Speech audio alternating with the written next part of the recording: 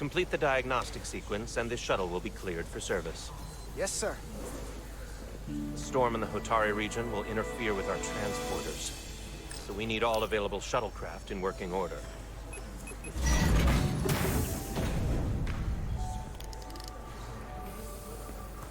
Excuse me, Commander Sherlock. Petty Officer Maris, I will leave you to your work.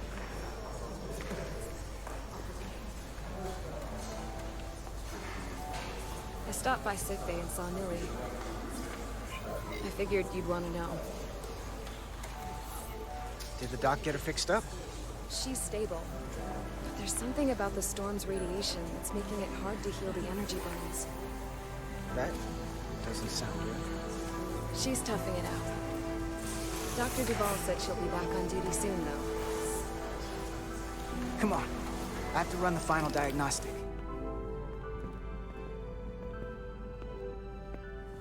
I can't stay long. I've got a long to-do list before we get to Hotari, and things are piling on faster than I can check them off. We're making all our last-minute checks and security, too. We'll just have to take things as they come. Control what we can, and roll with the punches. Next thing you're gonna tell me you're listening to Andorian jazz. No. The point is, the right time might never come. So, I'm just gonna roll with it. I had a chance to think about this while I was away. Then you and Millie almost got killed out on the hull. And I thought it was important that I just come out and tell you. Instead of tiptoeing around it. Or worse. This is just a guess, but you like me. Is that what this is? How'd you know? Must have been pretty obvious. Which is funny because it kind of came out of nowhere for me at first. Well, you know, I was hoping. I guess that makes this a little easier to say. We've been really good friends for a long time. I want to see if there's more between us than just being friends.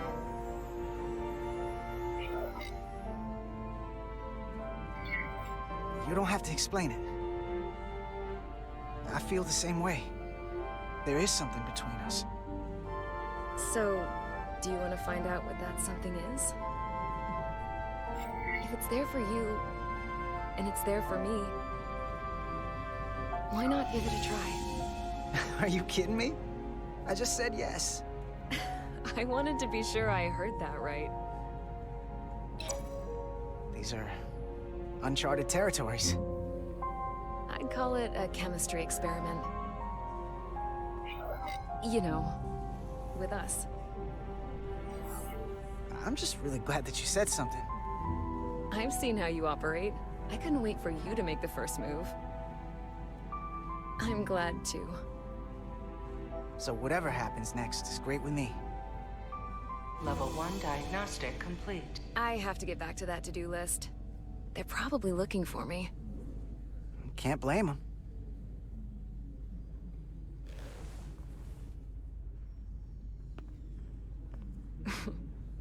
I'll be seeing you.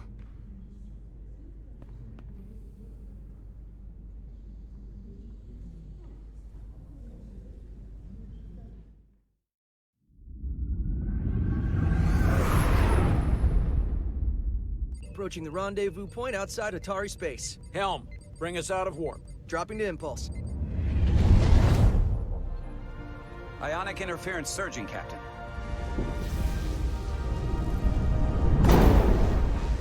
Shield integrity holding. We can take it. We are at the correct coordinates to meet the shuttle. Commander Rydek, find us our diplomat, if you will. Aye, Captain. Let's reduce the noise. Filter out environmental signals. I can manually tune what's left for Federation signal types.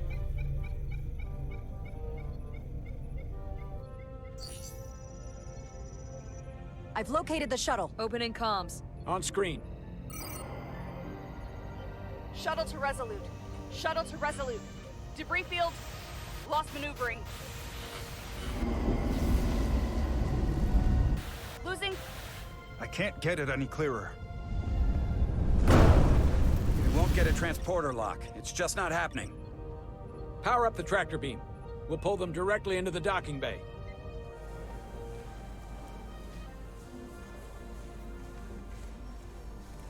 Diaz, you good to run the tractor emitter?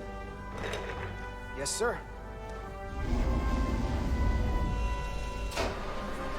Come on, Diaz. First thing, lock onto the shuttle and stabilize the rotation.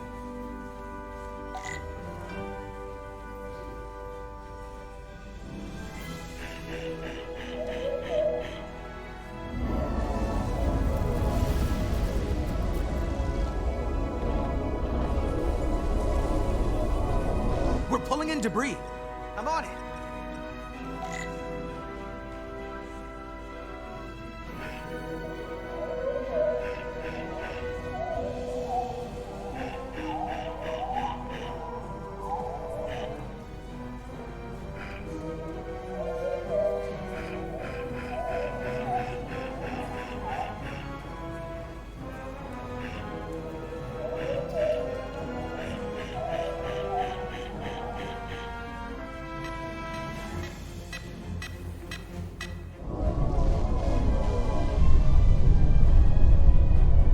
That's gonna take out the shuttle. Diaz, the bridge. There's a large piece of debris headed for the shuttle. The tractor beam can't handle it. Can our shields take it? I believe so. Commander Rydek, plot an intercept course. On it.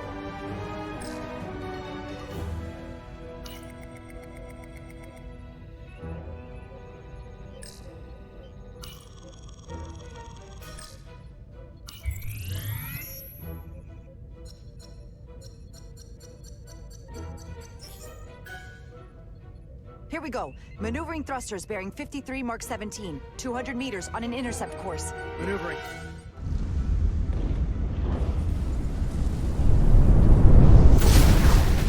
Got it. Whoa! Someone's working hard on the bridge.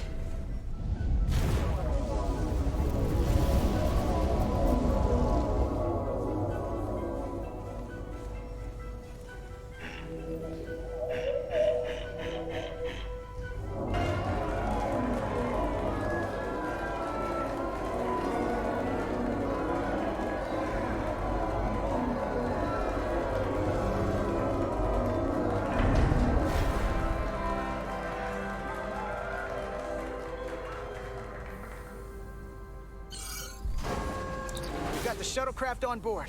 Good job. We're on our way down to meet them.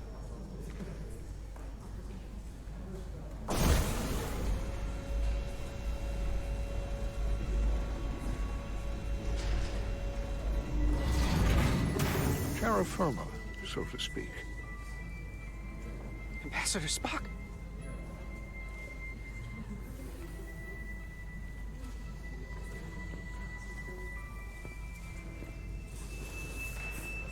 The captain will be right down to meet you, sir. In that case, I will wait for him here.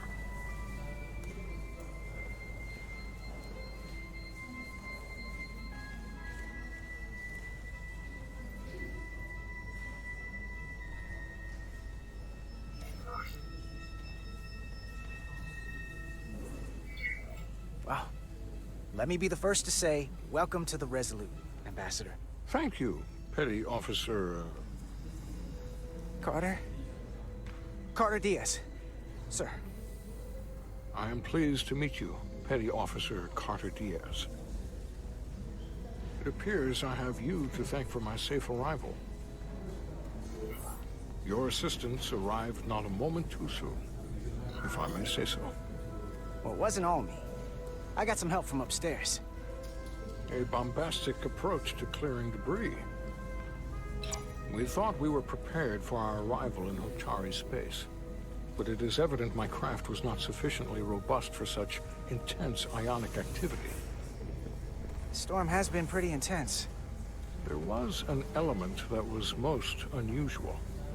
Before you came to our aid, our maneuvering thrusters and impulse engines were rendered inoperable.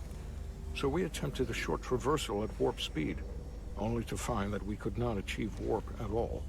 even though our diagnostics computer showed no faults or anomalies.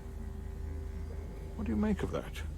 When all indications say that warp speed is possible, but in practice, we find it is not.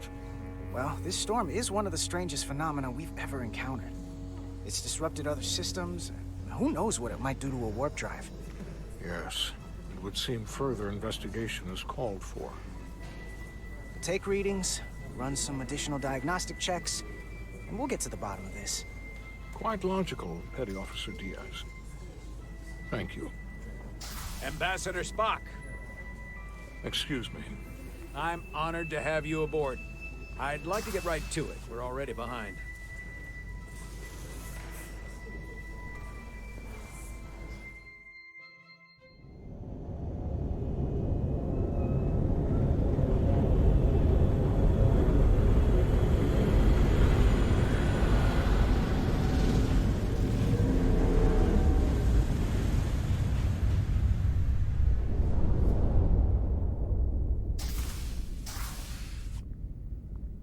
Ambassador Spock, my senior staff.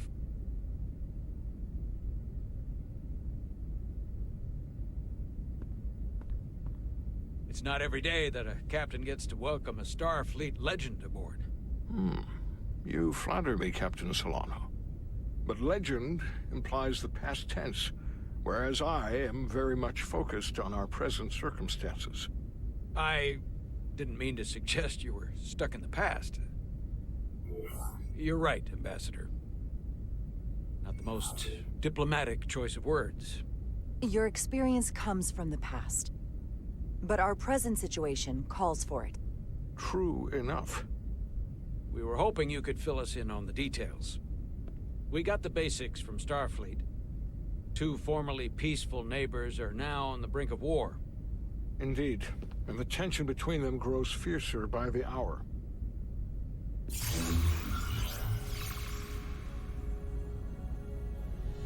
Ilidia and Hotari.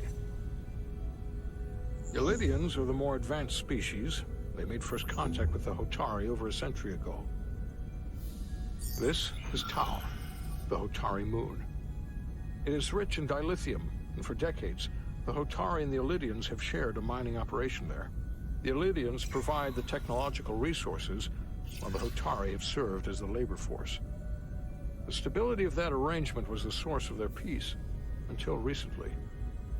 The Hotari have suddenly and forcefully seized control of the mining operations and expelled the Ilidians from their system.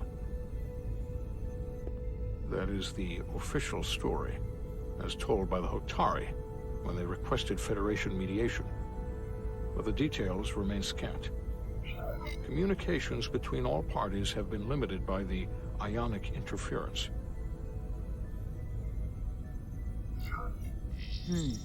Have the Ilidians retaliated against the Hotari?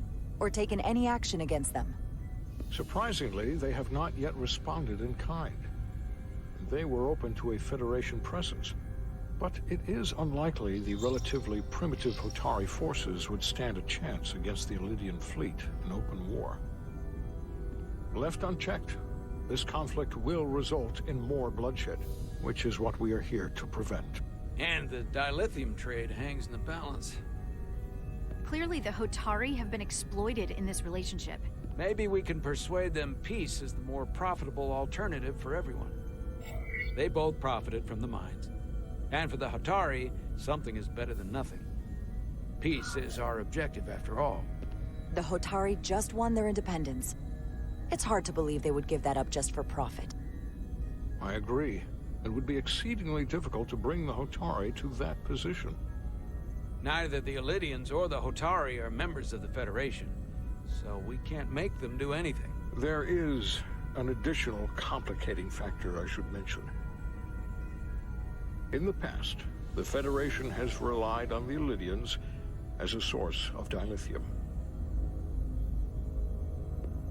That certainly changes things. Federation sources its dilithium from a lot of places. Yeah, and this is one of them. That means the Hotari have no reason to trust us. I wouldn't go that far, Commander. We are completely neutral in this matter. on neither one side nor the other. Any suggestion otherwise would compromise our position. Given the Federation's involvement in the iridium-dilithium trade, Captain Solano and I must make every effort to appear neutral in these negotiations. What worries me is if this whole thing unravels, and we're at the mercy of the storm at less than full strength. We can't let it come to that. Considering what the ion storm has done to our ship, and the Ambassador's shuttle, we have to assume the Elydian fleet has had problems with it as well. This recent surge in the energy disturbance temporarily levels the playing field. Commander Westbrook is correct. The energy anomalies around the Hotari systems have been noted in the past. But they have never been observed on the orders of magnitude we have seen in recent weeks. That may answer why the Hotari were able to strike back after so long. They finally had an opportunity, and they took it. That would also explain the Elydians' restraint. And reason to learn as much about the energy anomaly as we can while we are here. We do not want to be caught at a disadvantage of our own. So I trust we understand our circumstances. We're operating on a strict timetable here, and we're going to be leaving for the negotiations shortly. Commander Westbrook, I want you to leverage our systems to investigate the anomaly from here while we're gone. Aye, Captain. Thank you all. Dismissed. I want to speak to both of you privately.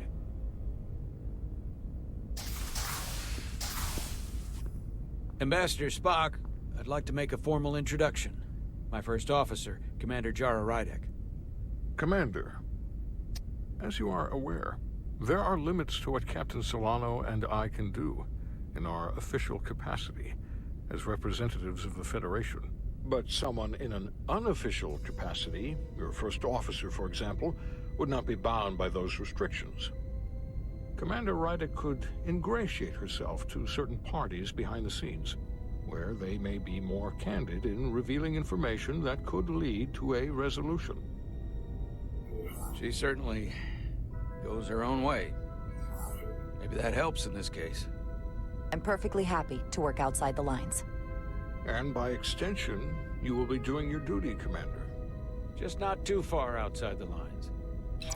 Well, I hope Commander Rydek will have more luck finding out what really happened than we will through official diplomatic channels. The fate of the negotiations, the interests of the Federation, and the prospect for peace may very well depend on it.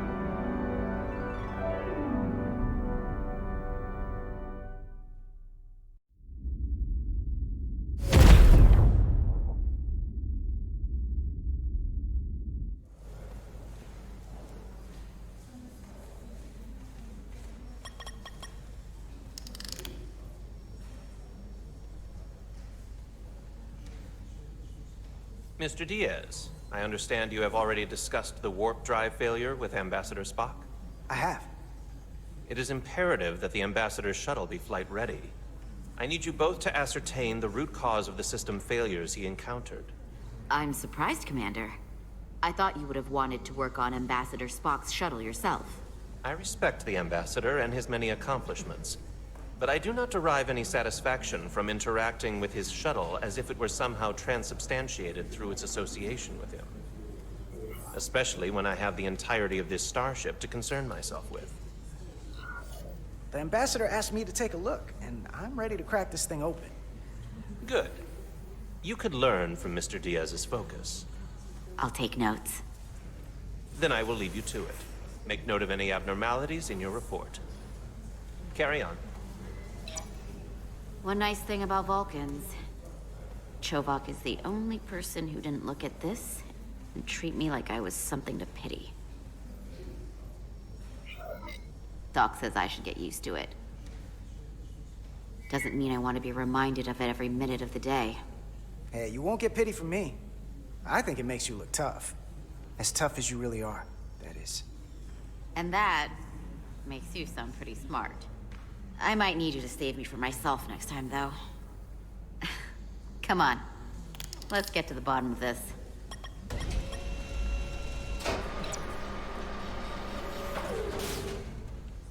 Ready to go? All set. Let's run the diagnostic.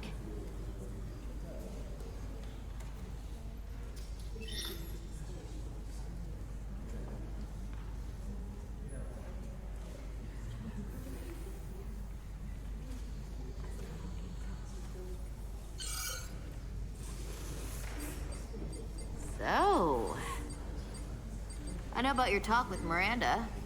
You do? She sent me a Priority 1 dispatch right after your conversation. I'm happy for you. Both of you. Thanks. But I'm only going to tell you this once. Don't screw this up. Because I would be very unhappy if you tried this out and then, I don't know, 6 weeks or 6 days later, I have to start splitting holidays between the two of you. All because things went south and you're not on speaking terms. That just isn't gonna work for me. You really don't believe in me, huh? It's not you. Or her. Just running the numbers, and things don't work out more often than they do. I like my friends, and I like our group. I don't want to lose that. Is that thing done yet? Yeah, it's wrapping up. Let's see. The relays along the primary EPS are blown. The backup relays are all intact. An EPS overload from the warp drive could cause that. But how did the shuttle end up dead in the water? Huh.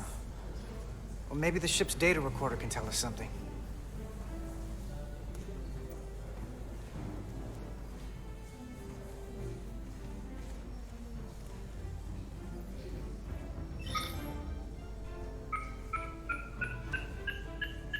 Here.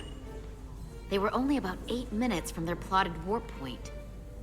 No faults, just those warnings. What are they?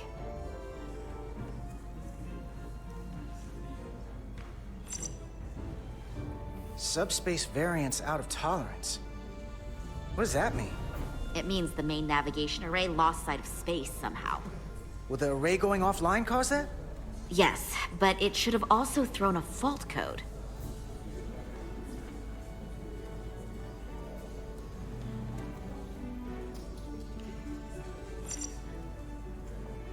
There was a complete warp cascade failure. Wow. They're lucky the shuttle didn't turn inside out. Makes me think the computer panicked on the warp field equation.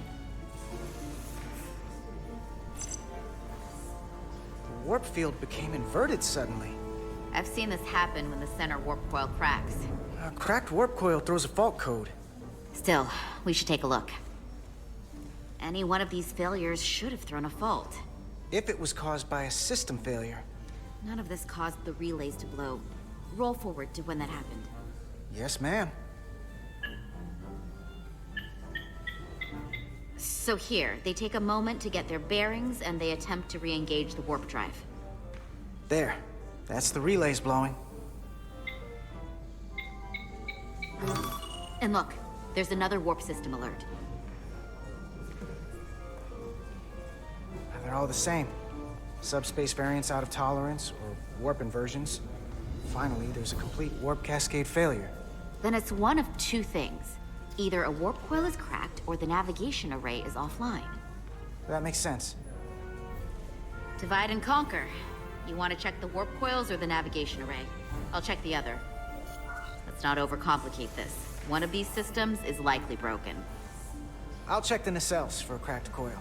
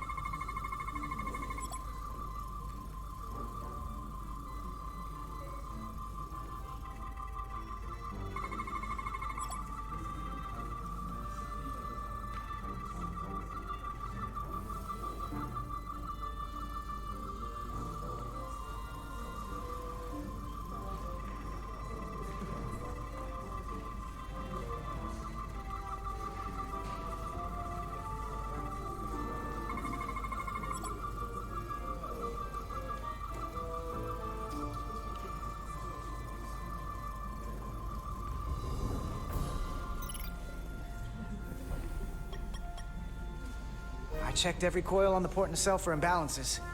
If any coil in either engine were cracked, I would have detected it. So, it must be the navigation array.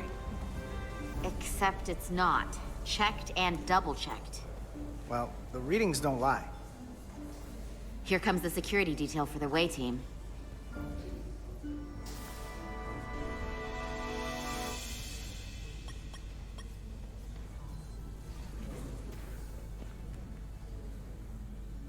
Hey. I'm not here. We're escorting the negotiating team to the surface as soon as they come down from the bridge. I don't want to interrupt some important work. I was just hoping to see you before I go. The captain and the others will be here any minute now. Should be an interesting ride down to the surface. Come on, I'm never too busy to make time for you. That's not true. No. But I am glad you came by. No, that's more accurate. I gotta be precise with you, huh? Hey, Maris. Aren't these those button pushers you're always hanging out with? And you're the phaser jockeys we always beat in Parisi squares, right? All aboard for Hotari. That another one of the captain's railroad things? Gotta be. I just usually zone out by the time he gets to the whole, steam engines were the warp drives of their day part. Catch y'all later. You don't want to miss your train. I do have to go.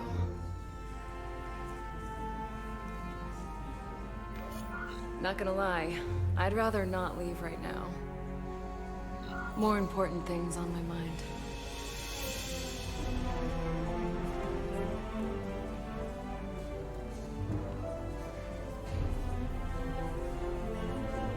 That was nice. Yeah, it was. Save some of that for when I get back. You've got a deal.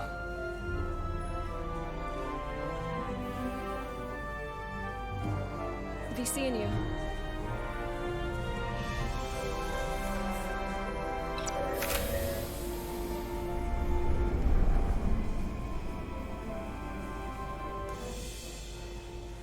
Etzelar Diaz. If you could float back down to reality, we still have a ways to go. All right, where were we? So, the warp coils in the navigation array are fine, but the nav computer doesn't seem to think so. I'm out of ideas short of field stripping the shuttle from bow to stern. You wanna take this out of the shuttle and throw it on the bench? Oh, real hands-on maintenance. I like it. Okay, the nav computer is patched into the ship.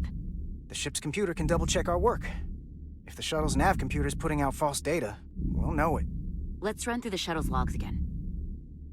Running now.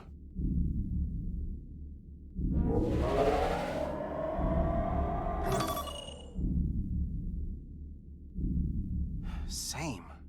Warp field inversion and a cascade failure. However, the Resolute computer doesn't show the same subspace variance. We're in the same conditions that the shuttle was in when it failed. Why wouldn't the ship's computer get a matching result? What if the subspace variance was a momentary occurrence? That's a possibility, and it would explain why the simulation under our current sensor readings failed to reproduce the issue. But a subspace anomaly strong enough to cause a warp field collapse would leave graviton ripples for days. Let's run with the momentary subspace variance theory for now. Roll forward to the shuttle's attempt to re-engage the warp drive. We need the conditions of space around the shuttle at the moment of warp failure. Resuming simulation.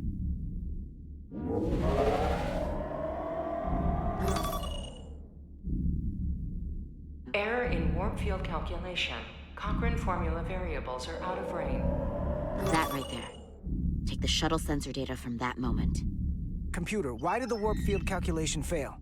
Warp field pressure returned non-orthogonal. Results are undefined. That doesn't help. Wait, what if we use a different ship? Put the Resolute into the simulation instead of the shuttle. Yeah, it should warp just fine. Unless... Computer, run the simulation with the Resolute. Resolute simulated. Computer, give me manual control on the warp power. Static field intensity, warp 1.1. 1.2. Warp pressure is destabilizing. Error in warp field calculation. The warp drive has experienced a system-wide cascade failure. Warp field collapsed. Subspace variance is out of tolerance. Cochrane formula results are undefined. Bingo. What-o? The same moment when the shuttle failed to warp, so did the ship. Whatever happened to the shuttle just happened to us.